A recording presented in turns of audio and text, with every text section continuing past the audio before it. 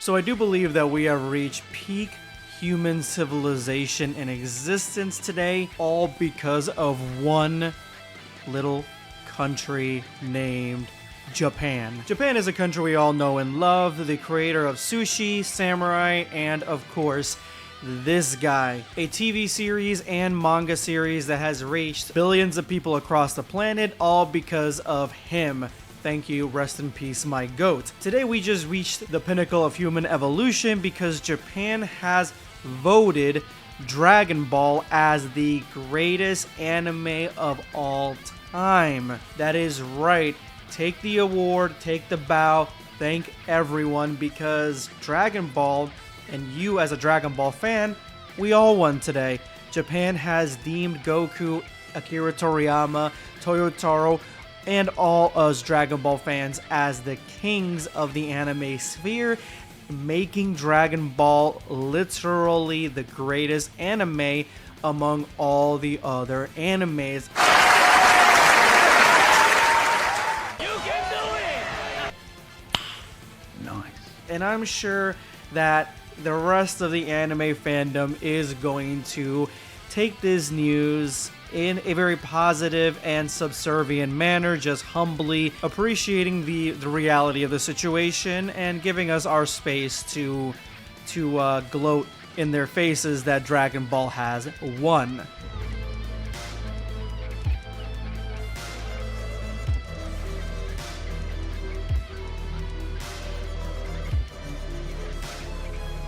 Sore losers, I guess. So with this news article coming out today, it is quite literally all over the place. I can't not look at a computer screen or my phone screen without seeing this article here posted so everybody can see. But it got me thinking, so how did they vote for Dragon Ball to be the #1 anime? Like, how was this contested? And then I was thinking, did they just send everyone in Japan a notification on their phones and ask them to vote for their #1 anime, and they all chose Goku? I thought that would probably be the most efficient way to solidify Dragon Ball's win and really say that the entire country of Japan stood up all at once and said that Goku is king. That's kind of what I was thinking was going on, so I decided to dive a little bit deeper and see exactly if this is the method that they use or something similar, maybe Squid Games, where people, have to choose Goku or else, the inevitable happens. But as I looked deeper into this story, I came up with a whole lot of nothing. Nothing on this article, nothing that Japan voted, nothing about any contest or even any poll whatsoever. And so I have no idea where this comes from. I just seen it on my feed, so I started talking about it, which seems to be something that I do quite often. But before you click away from this video, I did find two things, and I'm going to show them to you. This post right here with two identical articles. This one says, Japan has voted Naruto as anime of the decade.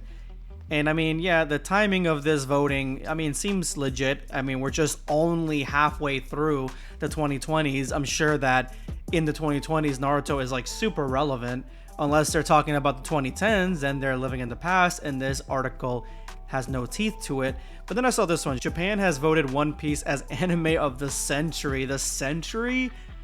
That means that in the last 100 years, 1924, up until now, people back in 1924 were like asking themselves, you know what, which anime is going to be anime of the century by 2024? And I guess One Piece essentially is it. So with these articles and the original one that I talked about, I have discovered a very sneaky way to rage bait, because people are just making these fake articles, or it looks like fake articles or fake results, posting them everywhere, and they go viral to semi-viral to extremely viral, and they're all over the place. So I decided, you know what, instead of making this video all about this fake ass news from Japan that isn't news from Japan, let's talk about some real news in Japan, because this got me wondering a few things.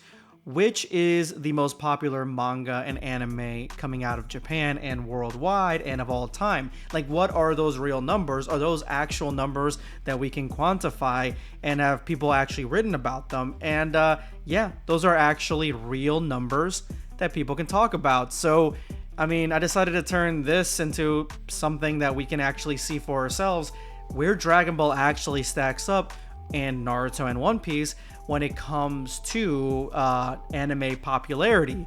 So let's go ahead and see the results, the true results, the real results, all based on actual science. First question I had is, which is the best selling manga of all time? I figured let's go ahead and go big or go home. I want to know the answer. I know you do too. I know my dog here wants to know as well, and so does the cat. They all want to know which anime is the most, or which manga is the most best-selling of all time, because that's kind of how you really have to quantify these things. Who's buying this stuff and which one sells more? Because I feel like, yeah, you can't go by people's opinions on this. You have to actually go with some hard facts. And the answer to this actually fits a little bit closer to one of these rage bait propaganda posts, and that is this.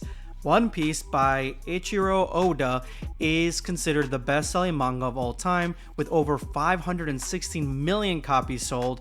The manga follows the adventures of Monkey D. Luffy, a young captain in a fantastical pirate realm, and has been a global phenomenon since its debut in 1997.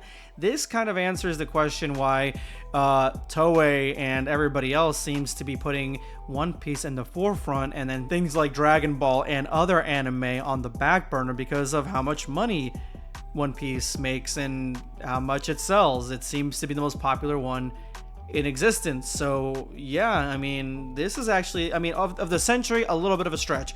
I mean, but it makes good money. One Piece is rolling around in the Benjamins. It's making quite a bit of money. Yeah, boy. So this got me wondering, what is the best-selling manga of 2024? Let's make it more recent, not so broad. I don't want to know the full century or 2 centuries or even a decade or 2 decades. I want to know now, here and now, which one is the best-selling manga of 2024, the date that this video is being made. And in January 2024, Jujutsu Kaisen by Jeiji Akutami was the best-selling manga series by sales, selling over 1,855,809 copies. Damn! Yeah, I mean, this is the most recent, I guess, numbers that we have here for this year. I guess they're going to have some probably in December by the end, but by the beginning of this year, in 2024, it is Jujutsu Kaisen. It makes sense. I've seen this manga everywhere. People are trying to match up Jujutsu Kaisen characters against Dragon Ball characters. That's how you know. That's when you know something is popular, when they're trying to come at Dragon Ball, which, I mean, that may speak volumes as to Dragon Ball's popularity and legend status. Then I wondered, what is the highest grossing anime of all time? That's like something that I would like to know, and I got these numbers from Wikipedia, but it's 1 through 10. Doraemon at 1.26 billion. Pokemon at 1.03 billion. Makes sense. Case closed. 811 million. That one caught me off guard. And then Dragon Ball at number 4, 420 million. But Dragon Ball, as of this information, more than One Piece, at least in total numbers. And then it goes all the way down. Even Naruto made the list. Sailor Moon's on here. And surprisingly, Yu-Gi-Oh! Evangelion makes sense. And Yokai Watch also was surprising. But that's the anime version of it. That's the anime part of it. What can we look at next? How about the most highest grossing anime films? Because that's kind of what we really want to look at when it comes to numbers. Is the movies, is the box office space favorable to these properties? Well, it is to Demon Slayer. So Demon Slayer actually holds the record right now for the highest grossing anime film, and I feel like if they made a Jujutsu Kaisen one in theaters with that much hype, maybe it could surpass it or get close. And I mean, you can correct me if I don't know the latest Jujutsu Kaisen movie, but I mean, it goes Your Name, Spirited Away, and then so on. We even get One Piece film Red, which is one that I actually watched. I thought it was I thought it was pretty good, even though I didn't watch One Piece. I watched that one. Howl's Moving Castle, The GOAT, right underneath it. Where is Dragon Ball, though? It's under Pokemon the first movie, which is surprising, but it is up there. It was huge back in the day. Princess Mononoke is another one. Like, I mean, yeah. It's literally under Pokemon 2000, guys. Dragon Ball Super Broly is literally at number 20, the highest anime film of all time. That makes sense. I mean, it beat out Godzilla -1, but these are the actual numbers. So it looks like One Piece is really the only one out of that rage bait that really is factual in a sense, not century, but at least of all time, while Dragon Ball has not been voted at least the greatest anime of all time. But I do think there is a case to be made with evidence that it is probably the most influential anime of all time, guaranteed. But that's what I got for you guys. Let me know in the comments below what you guys think.